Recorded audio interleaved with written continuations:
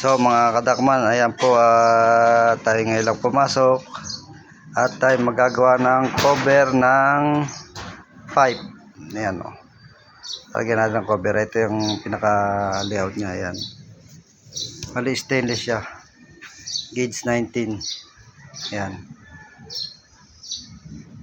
19 o 0.8. Tamang ganoon. Ayan ang gagawin natin. Kukuberan natin yan. Ayan. Grinder ang gagamitin natin kasi medyo matigas-tigas to. Tapos dito natin be-benderin sa manual bender. At syempre ako lang mag-isa muna. Ayan. Salamat po sa mga followers at viewers. Sana po huwag kayong magsawang manood sa mga video kong hindi naman kagandahan.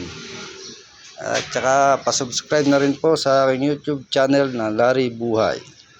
Thank you.